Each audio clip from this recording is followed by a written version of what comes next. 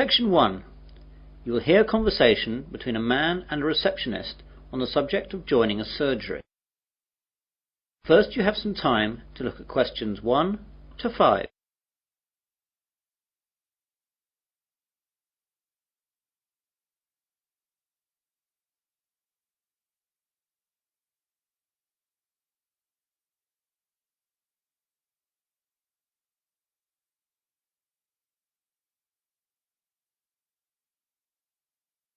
You will see that there is an example. This time only, the conversation relating to this will be played first. Hello, I've just moved to Melbourne for a new job and I've been advised to register with a new doctor for my family and myself. I think that this surgery is the nearest one to where I live. What's the name of the road that you live in, sir? Dawson Road. So, Dawson Road is the correct answer. Now we begin. You should answer the questions as you listen, as the recording is not played twice. Listen carefully to the conversation and answer questions 1 to 5. Hello, I've just moved to Melbourne for a new job and I've been advised to register with a new doctor for my family and myself. I think that this surgery is the nearest one to where I live. What's the name of the road that you live in, sir? Dawson Road. Yes, that's in our area. Would you like to register with us now? Yes, please. Right, I'll just have to take some details. First of all, could you give me your name? It's Mike Jacobs. Jacobs. And your family? My wife's name is Janet and I have one little boy whose name is Rod. Ron? No, Rod. R-O-D. Good, that's fine. And what is your address here in Melbourne? 52 Dawson Road, Highfield, Melbourne. Highfield. Highfield. Good. And I'll need to know your health card number. It's NH871812C. What about my family?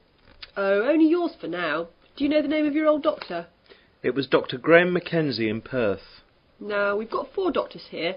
There's Dr. Susan Larkins, Dr. Kevin White, Dr. James Nicholson and Dr. Linda Williams. Which one would you like to register with?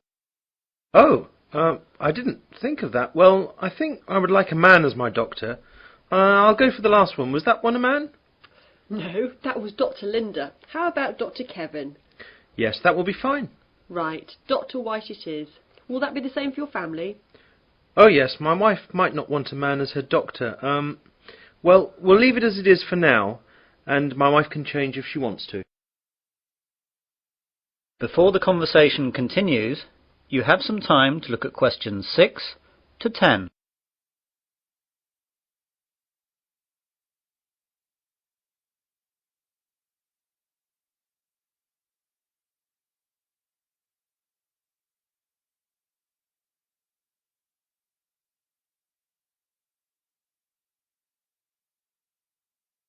Now listen carefully and answer questions 6 to 10.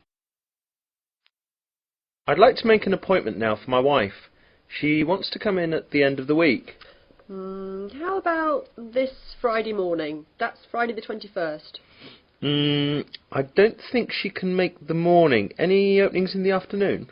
There are appointments available at 2, 2:30 and 3:30. We'll take the first one, please. OK, that's done. Oh, and what shall my wife do if she wants to switch doctor? She can just give us a call here. Do you want to take the number down? Yes, please. It's 72539829. Can you give me your name, please? My name's Angela, but there are 2 other girls who might be on duty as well. Their names are Elizabeth and Rachel, but it doesn't matter who's on duty. Anyone can take care of it. Now, what do we do if we need to call out a doctor during the night? We've got a rotation system with the doctors in the area. There's a mobile number you can call and that'll get through to the doctor who's on duty. What's that number? It's 0506 759 3856. Got that. I didn't ask about any charges. Like all Australia, prescriptions have to be paid for at the chemist at the prevailing rate. Some things like vaccinations for travel and insurance report we make a standard charge for, and I can give you a price list for those.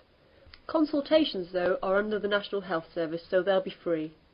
Great. Well, that's all. Thanks and goodbye. Goodbye. That is the end of section 1. You will now have half a minute to check your answers.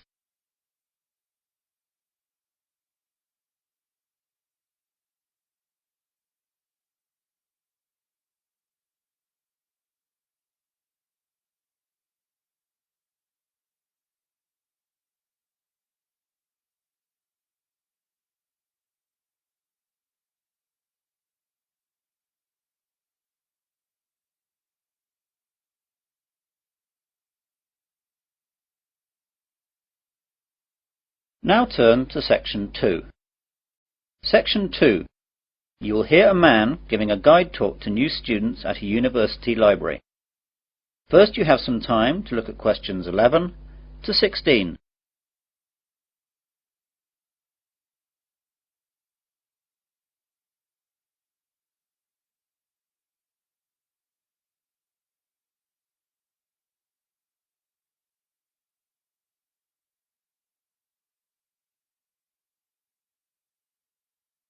Now listen carefully to the guide talk and answer questions 11 to 16. Good morning, everyone.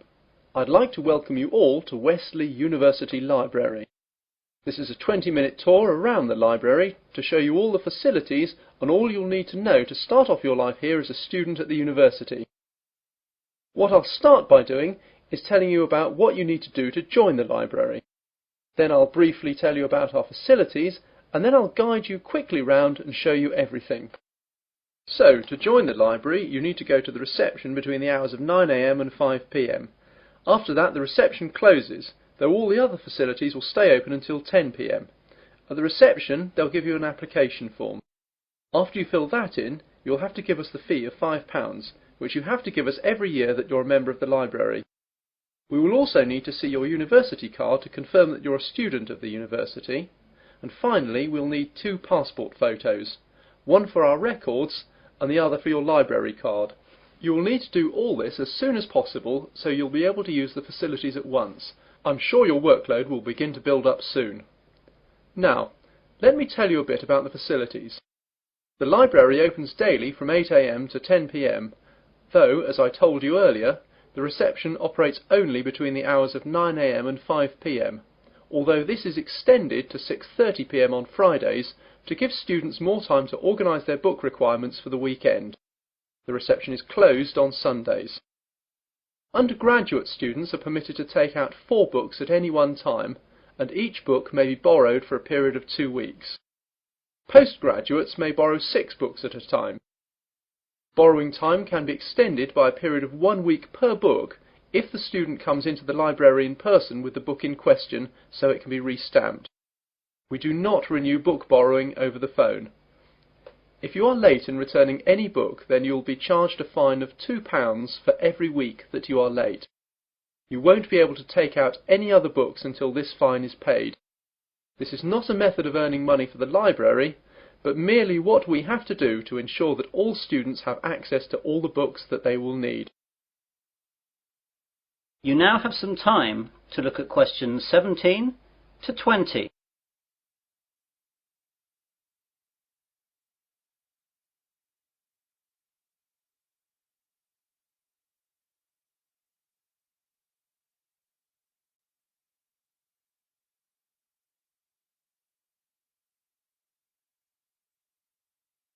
Now listen to the rest of the guide talk and answer questions 17 to 20. OK then, on to the layout of the library. We're on the ground floor of the library at the moment. Here we have the reception, the computers, which you can use to search for books and their location, and the bathrooms, which are behind the reception. The rest of the ground floor is taken up by the non-lending section of the library. Here we keep all the books which are either too valuable or are used too much to lend out. You can reserve time with these books at reception and use them during any time that the library is open, but, of course, you may not remove them from the library. On the first floor above us we have the arts section, which includes books that students will need for subjects such as languages, literature, art and history. On the second floor is the science section. We'll see these in a minute. Of course, individual departments will usually have their specialist libraries in their buildings, though the computer catalogues here will list them so you know where to find everything, whether it's here or in the specialist libraries. Finally, in the basement we have the stack system, which contains the university collection of magazines and journals that we have collected and to which we subscribe. If there's anything that we do not have or that you can't find, please go to reception and let them know the details. The university operates a swap system with other universities, and we can arrange for volumes that we do not possess to be sent here on a limited loan. Well, those are the basic details about the university library. That is the end of section 2. You'll now have half a minute to check your answers.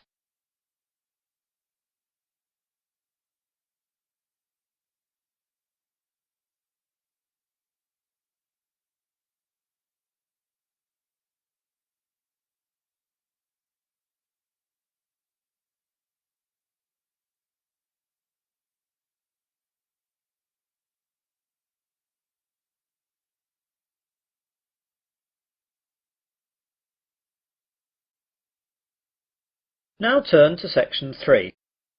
Section 3. You will hear a student called Bobby talking to his tutor about the research project. First, you have some time to look at questions 21 to 23.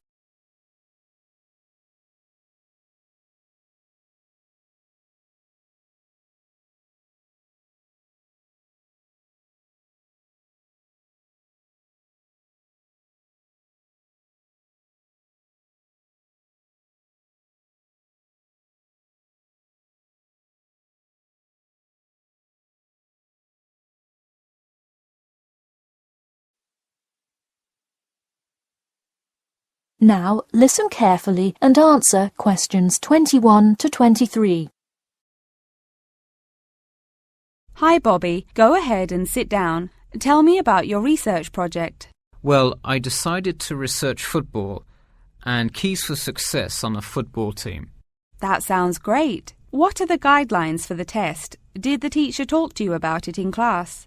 No, everything is on a handout that was passed out. It says that the first draft is due at the end of next week and the second and third are due later on in the month. I don't understand why we have to keep revising and fixing it. Is this assignment really that important? Well, this project is a major requirement for passing 11th grade English and will go on your permanent record. Oh, really? Does that mean it will affect what English level I am placed in next year? Well, not exactly.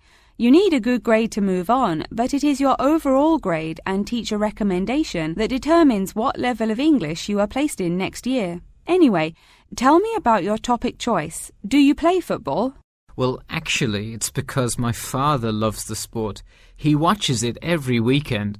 Cool. It's a good idea to report on something you're interested in. Before you hear the rest of the talk, you have some time to look at questions 24 to 30.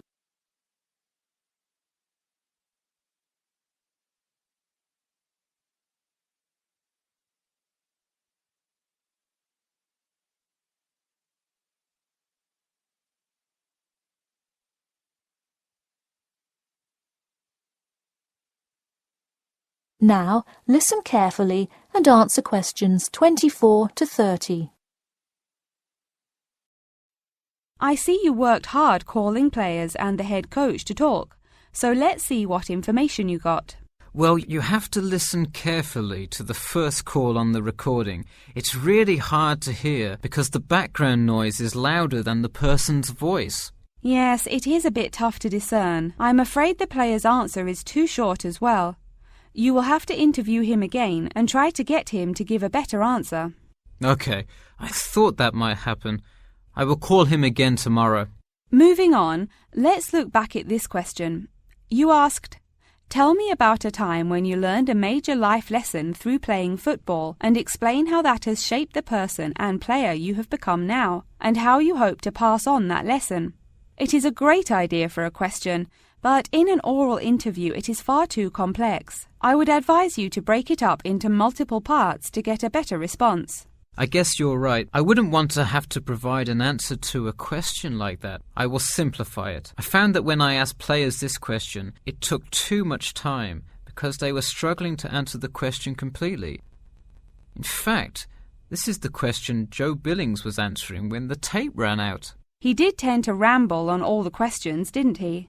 He sure did. I would recommend that when you go back and interview players again, that you use a more sophisticated recording device. This recording is spotty, which indicates that the equipment wasn't working consistently. Okay, I guess it probably wasn't the best idea to use the sound recorder on my phone. Hey, could you give me some feedback on the content of the report itself? Sure. Let's start by focusing on your topic. While I like that you chose to cover football, it seems inexplicit. The keys for success of a player and team is quite an interesting topic, but what is your thesis? That is to say, what conclusions can you draw from your research? I would suggest coming up with a strong thesis statement and then shaping your report based on that.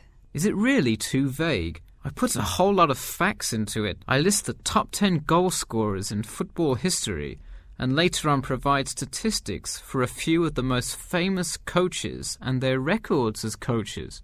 I think that's great that you included these facts, but I think you focus too much on the facts and not enough on connecting these facts to make your point. Ah, I see. Okay. So it looks like I have quite a bit of work to do before the deadline. That is the end of section 3. You now have half a minute to check your answers.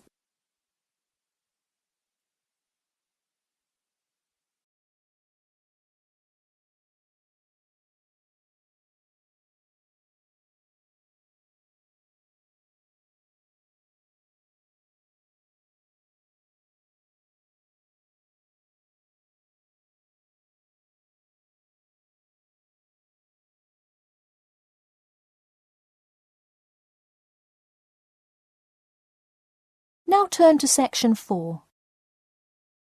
Section 4. You will hear part of a lecture about how to give a quality speech. First, you have some time to look at questions 31 to 40.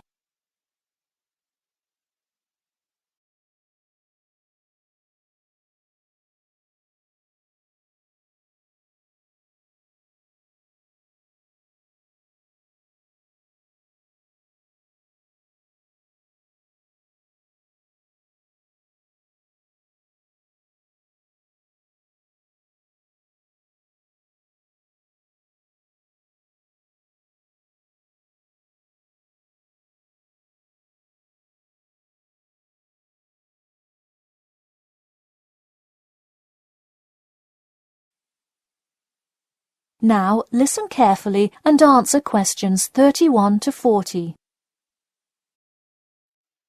Good morning. Today I am going to cover the daunting task of giving a quality speech, a thought that makes most of us cringe. In fact, 90% of all people feel nervous about public speaking, about 10% of whom are described as genuinely terrified. Hopefully, when we are finished here today, you all will be in the 10% of the population who do not feel nervous at all.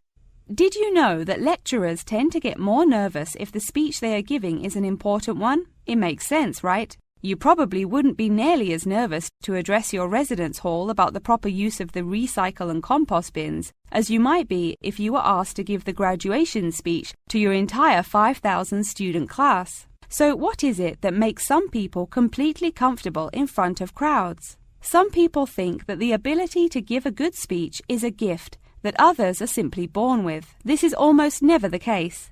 Public speaking can be learned with practice. The first most important thing you can do to improve your confidence in delivering a speech is to prepare a quality speech. Honestly, while the content of your speech is relatively important, the audience will really only remember the last sentence you say. It is a good idea to structure the rest of your speech to lead up to this last point to really drive your message home. This is a good way to ensure that your speech is well organized.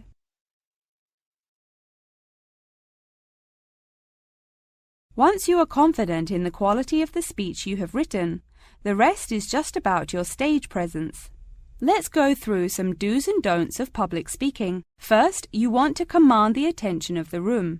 Do not, I repeat, do not proceed with your speech until the audience is paying attention. Even Martin Luther King Jr.'s I Have a Dream speech wouldn't have made any difference in the world without the undivided attention of his audience. To continue with the I Have a Dream example, one of the reasons that MLK was such an effective orator was his ability to speak with passion and engage with his audience. That sort of charisma does not come from reading straight from paper. Don't get me wrong, it is a good idea to write your main ideas down on a note card, sheet of paper or something. But one factor that will consistently lead to a boring, forgettable speech is writing down your entire speech. Do not write your full speech down. If you are constantly reading your paper, you are not making eye contact with your audience, and thus failing to really express the feeling that goes with your ideas. I advise you write 1 or 2 ideas, so if you suddenly draw a blank, you have something to jog your memory.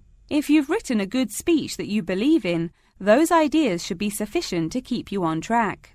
Once you have those ideas written down, give your speech a few practice runs in front of the mirror, into your sound recorder on your phone, or with a friend before it comes time to address a crowd. That way, you can hear how the ideas come across, make sure there are no abrupt transitions, and find out whether you are talking too fast or too slow. Timing is important. Make sure you time yourself beforehand to see how long your speech is. That is pretty much it. With practice, you'll be able to deliver an expert speech that engages and even maybe inspires your audience. Just remember, speak with emotion.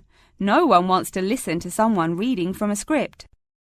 As I come to a close in my speech, I'll point out that I have employed all of these tips that I have covered. I practiced my speech ahead of time and timed it, and I can even show you my one small index card with just 3 simple bullets on it. It's as easy as that. That is the end of section 4. You now have half a minute to check your answers.